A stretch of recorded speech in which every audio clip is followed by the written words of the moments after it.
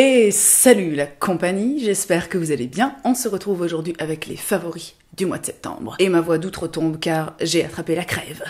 Je commence tout de suite avec un truc qui a littéralement en fait changé ma vie ces dernières semaines. Il s'agit d'un filtre à café réutilisable, alors que je n'ai pas là entre mes mains puisqu'il est dans ma cafetière et que...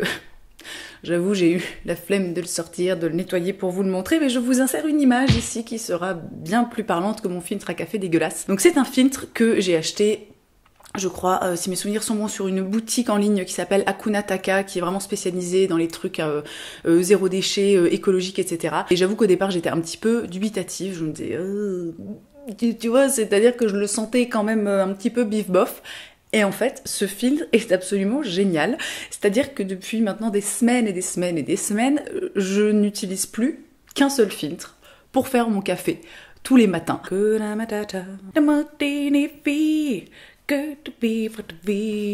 Pour les petites infos, je suis allée voir sur le site, car évidemment j'avais oublié, c'est du lin biologique, c'est une taille 4 standard, c'est fabriqué en France, et franchement c'est trop de la balle, de ouf. Achetons tous des filtres à café réutilisables, mais vraiment. Dans mes favoris, on trouve aussi cette petite chose de chez Rennes qui vient tout juste de sortir. C'est dans la gamme Clear Calm et c'est le Non-Drying Spot Treatment. Traitement imperfection non desséchant. Et alors, moi, clairement, je retourne doucement mais sûrement vers une peau qui, qui est cool. Mais si tu veux, il y en a quelques-uns comme ça qui pointent le bout de leur nez alors que ça faisait genre... je sais pas, plus d'1 an que j'avais quand même une peau relativement imperfection free. Et je me rends compte que j'ai pas pris de mouchoir, j'ai le nez qui coule, ça va être génial. Je vais passer un excellent moment.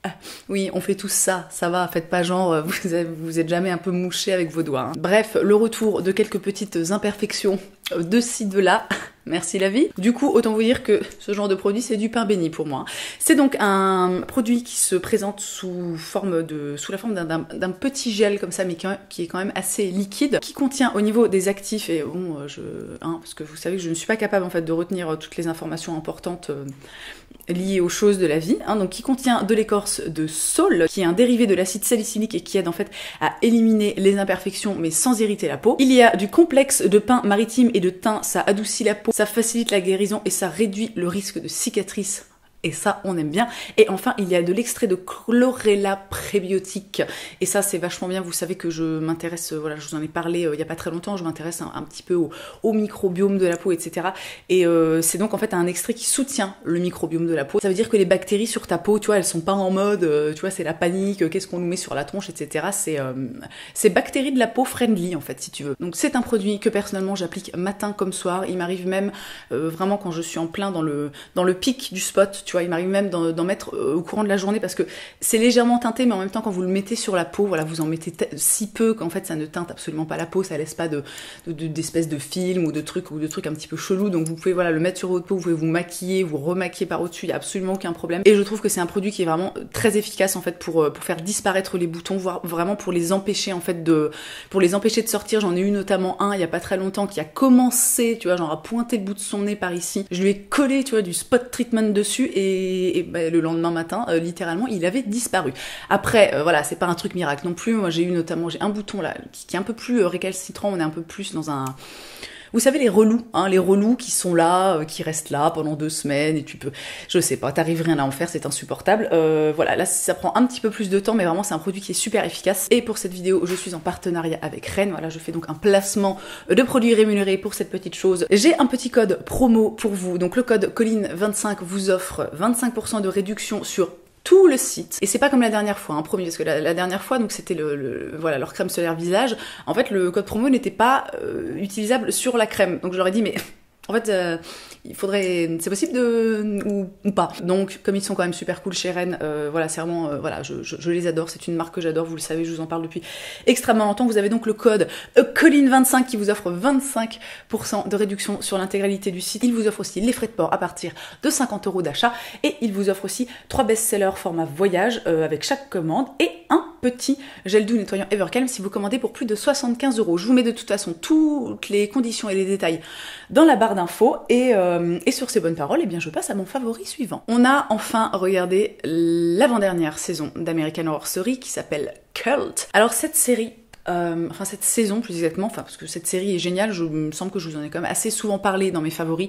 Cette série est exceptionnelle, mais alors cette saison m'a complètement, mais genre, tu sais comme ils disent les Américains, ça m'a blow my mind, tu vois, j'ai été absolument scotchée du début à la fin. Donc pour vous placer le pitch rapidement, la saison débute en fait au moment des élections présidentielles aux États-Unis, donc pile au moment en fait de l'élection de Donald Trump.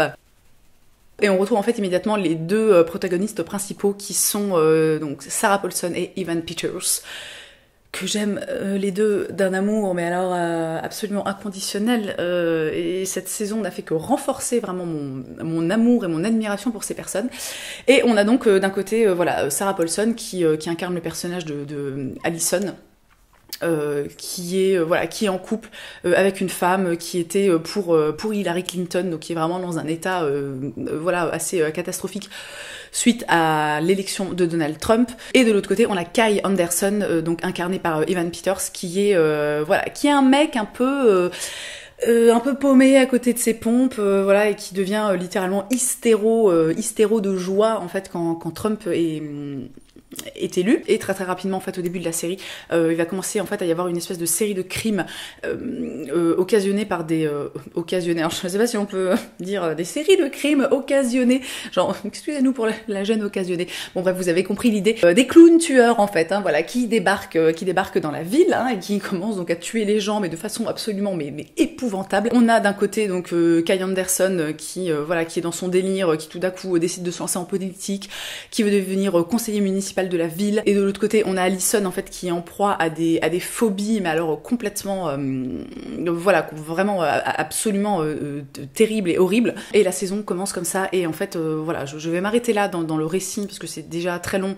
En plus de ça, vous savez que hashtag Jean-Michel raconte mal, donc bon, il se passe vraiment beaucoup de choses dans cette saison. Le scénario, en fait, l'évolution du scénario et de l'histoire est extrêmement, en fait, surprenante, je trouve. L'évolution des personnages aussi est absolument incroyable, notamment le personnage de Ali qui, si tu entre le début et la fin, c'est genre tu vois le nord et le sud, et ben c'est pareil. C'est une saison qui a été quand même pas mal décriée, pas mal critiquée, parce que en fait on n'est absolument pas dans quelque chose de comme les saisons précédentes de surnaturel. Voilà, on est vraiment en fait ancré dans le réel. Il n'y a pas de sorcières, il n'y a pas de trucs comme ça. C'est vraiment, si tu veux, les vrais trucs de la vraie vie en fait qui potentiellement, tu vois, pourrait arriver. Donc je trouve que c'est d'autant plus terrifiant. Et moi au début vraiment, putain, je regardais les épisodes, et en plus nous on regarde des séries le soir. Donc après je me couchais, j'étais là, putain, je suis quand même pas super bien. C'est une saison aussi vraiment, là je vous préviens, qui est mais extrêmement violente. Vraiment c'est vraiment hardcore, et il y a des moments en fait où moi j'étais limite là, mais putain, mais qu'est-ce qu'ils font, je veux dire, ça pourquoi? Mais vraiment pour moi c'est une saison qui a un sens assez incroyable, qui parle de politique, qui parle de ces gens en fait qui débarquent comme ça et qui tout d'un coup en fait fascinent un peu les foules, et ça montre en fait ce que un leader entre guillemets est capable de faire en fait grâce à son charisme, grâce à ses paroles. C'est une saison qui porte énormément à réflexion. C'est une saison aussi, alors si vous l'avez vue, voilà, en essayant de pas trop spoiler dans les commentaires, dites-moi ce que vous en pensez, mais alors moi à la fin en fait, la dernière seconde, tu vois, de la saison, je me suis dit mais putain, en fait, c'est une putain de saison en fait ultra féministe, tu vois, et ultra girl power. Donc je sais pas si c'est moi qui me fait des idées, qui voit des choses un petit peu qui n'existent pas, mais bref, vraiment, je vous conseille cette saison. Voilà, si vous n'avez pas de soucis avec le sang, avec vraiment la violence très très très violente. Si ça vous dérange pas en fait d'être dans un état, on va dire, un petit peu dérangé en regardant une série, vraiment regardez-la parce qu'elle est géniale. Mon favori suivant, on retourne à la beauté, il y a des choses un petit peu plus légères. Il s'agit de ce gloss de chez Glossier. Je vous en avais parlé sur Instagram Stories, et vous me demandez souvent ce que je porte dans mes vidéos. Eh bien, je porte ce gloss, voilà. Donc il s'agit du gloss, alors il n'a pas de nom, je crois qu'ils ont qu'une gamme de gloss de toute façon, et la teinte c'est Clear Transparent. C'est donc un gloss alors qui n'est pas totalement transparent, qui est légèrement rosé, mais alors bon, si tu veux, ça ne se voit pas du tout en fait, il n'y a pas de pigmentation dans le truc, et j'aime énormément ce gloss parce que voilà, je sais pas, il a vraiment ce côté extrêmement glossy, hein, finalement, avec les cheveux qui se collent dedans bien entendu. Il tient aussi très très bien et ça je trouve que c'est important parce que moi j'ai beaucoup de gloss de marque bio etc. et voilà ils sont géniaux mais au niveau de la tenue si tu veux c'est pas génialissime. Donc celui-ci tient vraiment très bien, il dessèche pas les lèvres. J'aime bien le format qui est petit, tu vois, c'est genre tu peux le jeter dans ton sac comme ça et l'avoir toujours à portée de main et j'aime beaucoup ce produit. Un truc qui se mange, ça faisait longtemps, je voulais absolument vous parler de ces trucs d'apéro de chez Soy qui s'appelle Soya Party, graines de soja toastées. Et c'est donc des graines de soja toastées avec des raisins secs et des amandes. C'est légèrement salé. Et alors, je trouve que c'est un des meilleurs trucs du monde. Vraiment, ce mélange entre les graines de soja toastées, les amandes et le petit côté un peu sucré des raisins secs. J'adore ce truc. Il en reste juste un tout petit peu. Alors autant vous dire que dès que j'aurai terminé de tourner cette vidéo, je vais m'empresser de tout m'enfiler. C'est du soja, je précise parce que les gens ont quand même du mal à comprendre les choses. C'est du soja qui pousse en France, dans le sud-ouest. Voilà. Hein. Donc, c'est vegan, c'est certifié bio et je trouve ça dans mon magasin bio. Et alors ce truc, c'est ma vie 8000. Et je voulais partager avec vous parce qu'il n'y a pas de raison que je garde les bonnes choses comme ça que pour ma gueule. Encore un truc de beauté. Ce fond de teint, mon Dieu, mais ce fond de teint, c'est un fond de teint de la marque Eri Perez. C'est un fond de teint qui est bio, qui est à base de lait d'avoine, puisqu'il s'appelle Oat Milk. Alors, ça ne s'invente pas. Je vous ai tourné une petite vidéo make-up. Je vous mets des images, voilà, du moment où j'applique le fond de teint pour que vous ayez un petit peu un aperçu de ce que ça donne sur la peau. Mais alors, ce truc, vraiment, ça faisait longtemps que j'avais pas eu un tel coup de cœur pour un fond de teint. Ça unifie le teint. Sans avoir vraiment d'effet plâtré. Alors ils disent que la couvrance est de moyenne à haute. Moi j'aurais plutôt tendance à le placer vraiment dans une couvrance moyenne, voilà, si on compare ça à des fonds de teint on va dire traditionnels, des trucs vraiment tu sais en mode plâtrasse où vraiment c'est genre en fait tu mets ton fond de teint on ne voit plus rien. Il est non comédogène, il est dit comme longue tenue, ce que je valide plutôt carrément.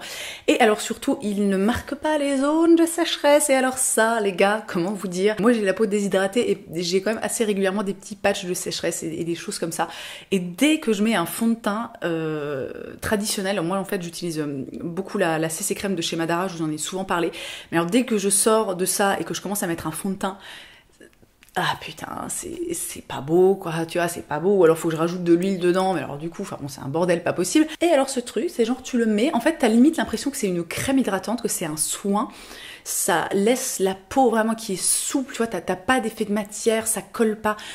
Bref, ce fond de teint, vraiment, je le trouve absolument exceptionnel. Ça faisait très très longtemps que j'avais pas eu un tel coup de cœur. Pour info, c'est fabriqué en France, c'est un format de 30 ml, donc il y a un format assez traditionnel, ma foi, et je le porte en teinte chai, qui alors est ma teinte absolument parfaite du moment, c'est génial. Donc si vous cherchez un fond de teint qui soit bio, si vous avez des problèmes de peau, voilà, déshydratée, que souvent vos produits teints marquent un peu les zones de sécheresse, etc. Moi, je ne peux que vous conseiller de jeter un œil à ce fond de teint. Au niveau du tarif, alors il coûte 38,50 €, donc c'est pas c'est pas donné néanmoins pour un produit de cette qualité. Si tu compares à des, je sais pas, des Chanel, des Guerlain, des trucs comme ça, on est quand même sur un truc avec une compo excessivement meilleure et un produit qui est top. Voilà, donc je pense que ça vaut parfaitement le prix que ça coûte. Voilà. Je l'adore, c'est tout, je suis ravie. Et enfin, pour terminer ces favoris, je voulais vous parler d'un podcast, et plus spécifiquement d'un épisode en fait que j'ai énormément aimé. Le podcast en question, il s'agit de La Matrescence, qui est un podcast qui parle de parentalité, on peut dire ça comme ça, sachant que le terme matrescence en fait fait un petit peu, c'est un peu un parallèle avec le terme adolescence, si tu veux, c'est un peu le fait de devenir mère, voilà, c'est t'as l'adolescence où tu quittes l'enfance pour te diriger doucement vers l'âge adulte, et ben la matrescence, et ben tu quittes l'état de tu n'es pas maman et tu vas vers l'état de tu es maman. Qu'est-ce que j'explique bien, c'est formidable. Dans un des derniers épisodes de La Matrescence, en fait, l'hôte reçoit le docteur Catherine Guéguin, qui est pédiatre, et qui est une pédiatre en fait qui c'est un peu spécialisée dans les neurosciences, voilà, les neurosciences des bébés. Si vous vous intéressez un petit peu à l'éducation des enfants, notamment à l'éducation sans violence éducative ordinaire, voilà, au maternage, etc., vous avez sans aucun doute entendu parler des neurosciences. Si ce n'est pas le cas, eh bien je vous invite immédiatement à aller écouter ce podcast et à vous renseigner sur la question, puisque voilà, c'est un podcast qui explique en fait de A à Z comment se comporter avec les enfants, pourquoi ils se comportent comme ça, pourquoi en fait la façon qu'on a, on va dire entre guillemets traditionnelle, d'éduquer les enfants, à savoir les brider, vouloir qu'ils soient sages, cette façon aussi qu'on a de penser que les enfants, en fait voilà, pour résumer, cette vision qu'on a de l'enfant comme un être finalement un peu tyrannique, un peu diabolique, qui est là pour nous faire chier, pour nous faire du chantage, pour faire pour faire des caprices et des choses comme ça. Vraiment les neurosciences en fait expliquent tout ça, expliquent pourquoi les enfants ont des émotions très fortes, pourquoi ils se roulent par terre dans les magasins quand tu veux pas leur acheter un paquet de pitch. Et pour en revenir à cet épisode, vraiment il est ultra précieux. Je vous invite vraiment à l'écouter et pour en savoir plus sur les enfants, sur leur cerveau tout simplement, sur comment ça fonctionne. Et c'est ce qui est intéressant vraiment ces dernières années avec la neuroscience vraiment et toutes ces études qu'ils ont menées sur le cerveau des enfants, c'est qu'on n'est pas du tout dans un truc de bobo, de machin, de je sais pas quoi, qui non, on met pas des punitions, on frappe pas les enfants, je sais pas quoi. C'est pas du tout ça en fait, c'est-à-dire que c'est de la science. Voilà. Ni plus ni moins en fait, c'est la façon dont le cerveau des enfants fonctionne. Et vraiment... j'ai pas envie d'en dire plus parce que je sais pas, je trouve que j'en ai déjà dit un petit peu trop. Vraiment, allez écouter cet épisode. Intéressez-vous au travail du docteur Catherine Guéguin, qui est une femme absolument formidable. Et partagez autour de vous cet épisode parce qu'il est vraiment d'utilité publique. Sur ces bonnes paroles, eh bien je vais m'arrêter ici. Je crois que ces favoris étaient un peu longs, j'étais un peu en mode blablabla. Eh bah c'est comme ça, hein, c'est tout. Qu'est-ce que vous voulez que je vous dise, hein on parle beaucoup. Donc j'espère que cette vidéo vous aura plu, qu'elle vous aura permis de faire de jolies découvertes. Dans tous les cas, merci d'avoir passé ce petit moment avec moi. Je vous souhaite une très belle journée. Je vous embrasse et je vous dis à la prochaine.